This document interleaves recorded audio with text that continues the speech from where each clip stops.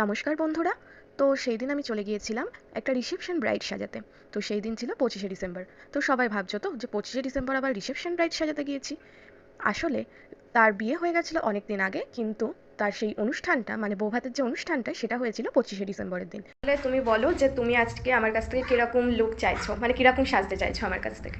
मेरा मेरा मेकअप एकदम सिंपल होना चाहिए, ज़्यादा हाईलाइट नहीं, नॉर्मल ही चाहिए। আচ্ছা, ঠিক আছে, দেখা যাক আমার ব্রাইডের মতো আজকে আমি করতে পারি কি না। চেষ্টা তো করবো একদম। তো সবাই দেখতে থাকো। তো বন্ধুরা, দেখতেই পেলেন যে আমি ফার্স্ট জিজ্ঞেস করে নিলাম যে সে আমার কাছ থেকে কীরকম কী সাজতে চাইছে। তো সে বলেছিল আমাকে যে একটা লাইটের উপরে মেকআপ রাখতে। তো আমি সেই অনুযায়ী আমার মেকআপটা স্টার্ট করলাম।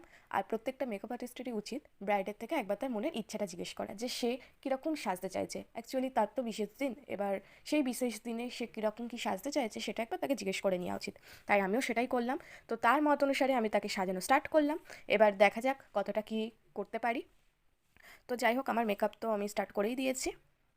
আর মানে আমার ক্লায়েন্টও মানে আমার ব্রাইডও কিন্তু খুব মানে কি বলবো, খুশি হচ্ছিল যে তার ওপর আমি এরকম একটা মেকআপ করছি। এবার সেও খুবই এক্সাইটেড ছিল যে তার এই মেকআপটা শেষ হওয়ার পর তাকে কীরকম লাগবে সেই নিয়ে। কিন্তু বলার পরে পরে আমাকে আবার বলেছিল যে তুমি তো মানে তোমার ওপর আমি ছেড়ে দিয়েছি, তুমি তোমার মতো করে করো।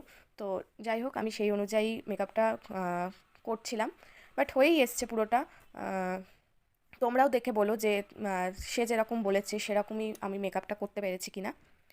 যাই হোক, আমি তো আমার মেকআপ অলমোস্ট করেই যাচ্ছি, প্রায় হয়ে এসছে। চুলটা বাঁধছিলাম। এবার চুল বাঁধার পর ফুল লুক নিয়ে তোমাদের সামনে চলে এসেছি।